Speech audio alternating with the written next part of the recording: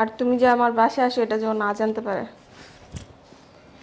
বাইরে প্রেম করে করে আবার ঘরে আনতেছ ষষ্ঠ করো আজকে আমার মাথার উপর ফেরালাম আমি। আর শোনো, তুমি যে আমার বাসায় যাতায়াত করো এটা যে কোনোভাবেই ও না জানতে পারে। জানতে পারলে তো বুঝবে। আর যাই হোক, তুমি আসার সময় একটু আশেপাশে খেয়াল করে আসো, কারণ ও বাসায় নেই। জানলে কিন্তু সাড়ে সর্বনাশ হয়ে যাবে। চলে আসছি বোধহয়। ও তুমি আইসো, তাড়াতাড়ি ঢুক ভিতরে, ও দেখে ফেল। আরে চলো তো রুমে আগে পরে। আমি ইনকাম না থাকলে তার যে ঘরে কোনো মূল্যায়ন থাকে না, আমি সেটার জলজন্ত প্রমাণ। ওরে বারবার করে মানা করছিলাম আমি যে চাকরি করার দরকার নাই তোর। আরে ভাই আমিও তো কিছু করে নিতে পারতাম, তাই না? হয় এখন বেকার আছি ঠিক আছে, কিছু তো একটা করতে পারতাম, চেষ্টা করতে পারতাম, কিন্তু না। অত চাকরি করা লাগবো কেন? করা লাগবো ঘরে সংসার চালানোর লেগে না তো। ওর লাগবো সে মানুষের লোকে প্রেম করার লেগা, প্রক্রিয়া করার লেগা। ও তো বাইরে যায় মানুষের দেখার লেগা। আমার তো ভালো লাগে না ওর।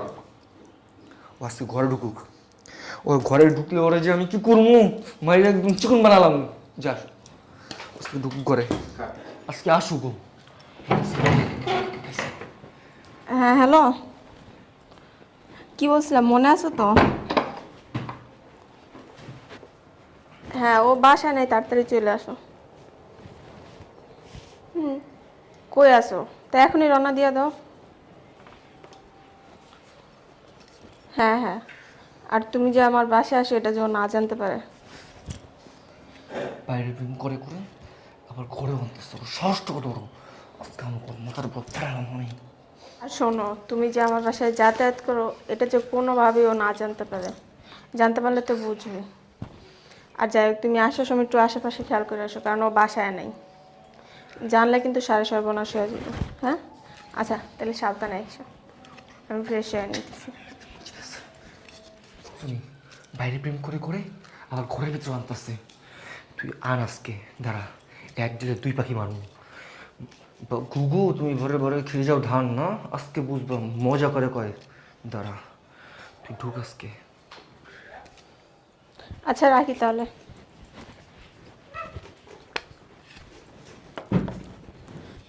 গামছাটা গুলো ফ্রেশ হয়ে নিবে আস্তে আস্তে।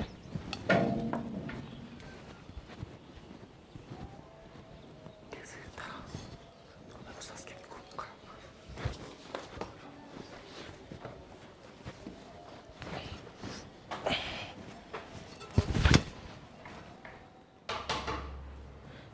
চলে আসছি বোধহয়। ও তুমি আইসো, তাড়াতাড়ি ঢুক ভিতরে, ও দেখে ফেল। আরে চলো তো রুমে আগে পরে। আইসা মনে হয়, আয় তুই আজকে, তোরও খামু দুটো এক লগে চাপা খেলাম। দাঁড়া আচ্ছা আসো, বসে এখানে। আচ্ছা আসছো যে, নিচে কেউ দেখছে নাকি আবার? না, কেউ তো দেখলাম না। আচ্ছা যাক, না দেখলেই ভালো। ওরা কি রাস্তা দেখছো? না না, তোর জামাই ঘরে নাই? না, ও আচ্ছা, ঘরে নাই দেখি তো ফোন দিয়ে ডাকছি, নাহলে কি ডাকতাম নাকি ওর সামনে? আচ্ছা ক।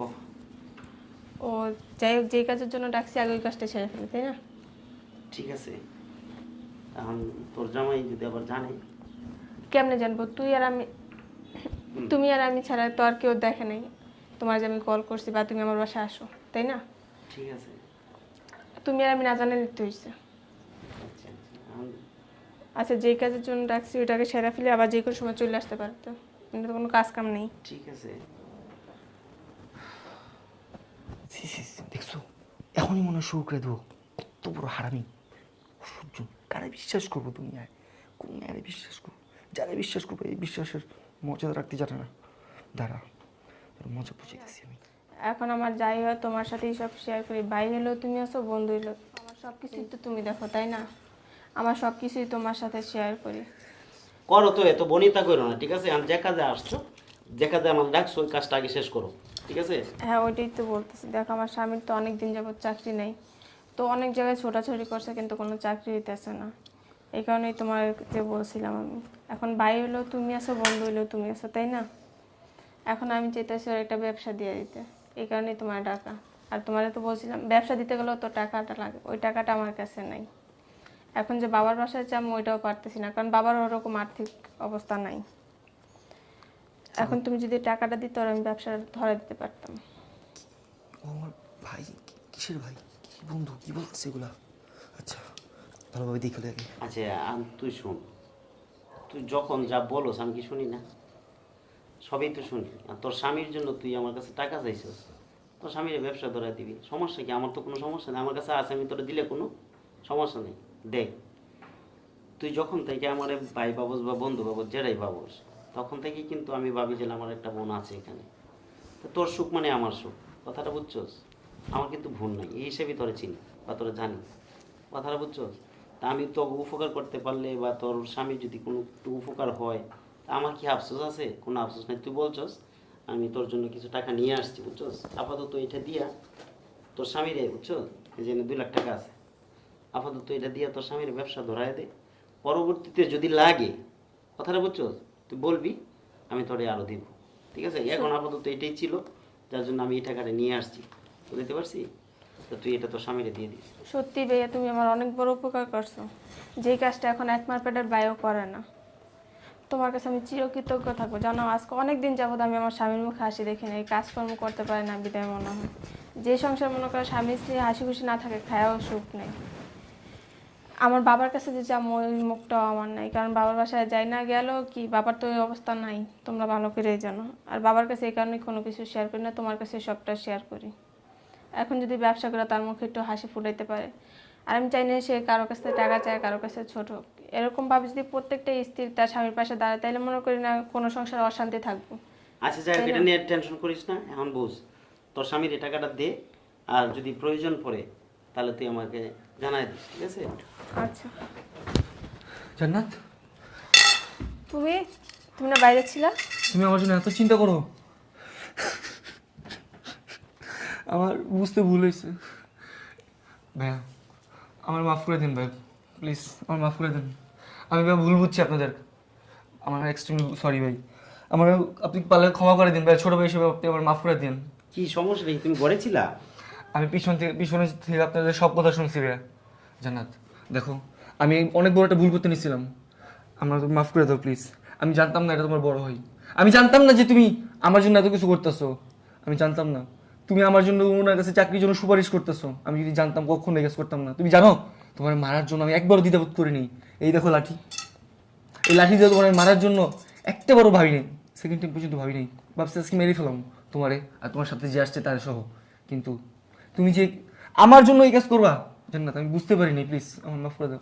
আচ্ছা থাক, দেখো মানুষ মাত্রই তো ভুল হয়, হয়তো বা তোমার জায়গায় থাকলে আমি এই কাজটা করতাম, তোমারা জানাই না এই কারণে তোমার হয়তো সন্দেহ আমি যদি হয়েছে। আজকে নিজের কানে না শুনতাম আর নিজের চোখে না দেখতাম এই বিষয়টা, তাহলে আমি জানতেই পারতাম না যে তুমি আমার জন্য কত চেষ্টা করতেছো, কত পরিশ্রম করতেছো। দেখো তুমি যে কাজটা করছো, এই কাজটা আপন বড় ভাইও করে না, নিজের বড় বোনও করে না, আর বাবা করে কিনা জানি না, কিন্তু তুমি আমার স্ত্রী হয়ে যে তুমি আমার হেল্প করবা, আমি এটা বুঝতে পারিনি কখনো। বিশ্বাস করো, আমি কখনো বুঝতেই পারিনি যে এই সংসারে স্ত্রীও তার হাজবেন্ডে হেল্প করতে পারে। আমি জানতাম না, আমার জানা ছিল না।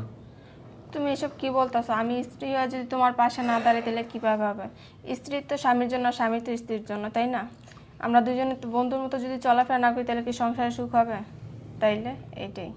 আচ্ছা তোরা আবেগ আর ছাইরে দে, ছাইরে দিয়া এই যে আমি কত টাকা ওর চাইছিল তোমার জন্য, তোমাকে ব্যবসা দিয়ে দিবে, হ্যাঁ, এই জন্য আমি 2 লাখ টাকা দিয়ে দিয়ে যাইতেছি। আর যদি পরবর্তীতে আর লাগে তাহলে আমাকে বলবা, হ্যাঁ, আপাতত ছোটোখাটো করে দাও। ভাই, আমি এই টাকাটা আপনার থেকে কিভাবে নেই? না তোমাকে তো দিচ্ছি না, আমার এটা বোনকে দিচ্ছি আমি। ব্যবসার জন্য কথাটা নিজে, বুঝছো? পরে আবার তোমার তুমি ব্যবসা আবার ভালো হলে- পরবর্তী সময় ব্যবসা ভালো হইলে আমাকে পরিশোধ করে দিয়ে দিবা, এইটাই। ঠিক আছে? ঠিক আছে ভাইয়া। তাহলে তুমি ভালো থাকো, হ্যাঁ? আচ্ছা ভাই, যদি এক কাপ চা খাই দিতাম। ধন্যবাদ। হ্যাঁ, আসলে না, lunch- আমি lunch আমি করে দোকান খুলে রেখে আসছি, আমার দোকান খোলা, বুঝছো? তো তোমরা থাকো, হ্যাঁ? আসি। আচ্ছা দেখো আমার না ভুল হয়েছে, বুঝছো? আমি আচ্ছা, হয়েছে, আমি তোমার সন্দেহ করছিলাম। দেখো সন্দেহ নিয়ে তো সংসার টিকে না। এই সন্দেহটা যদি আমার শেষ পর্যন্ত থাকতো, আমার সংসারটা হয়তো টিকতো না। বুঝতে পারছি তো, আমি তোমার বলি না এই কারণে তুমি সন্দেহ করছো, বললে তার করতে না। আর আমি চাই না যে তুমি কারো কাছে ছোট হাত পাইতে, এটা আমারও ভালো লাগতো না। এর কারণে আমি তোমার না জানি ভাইয়ের কাছ থেকে চাইছিলাম। আচ্ছা যাও, ফ্রেশ হও না, আমি খাবার দিতেছি। আচ্ছা ঠিক আছে।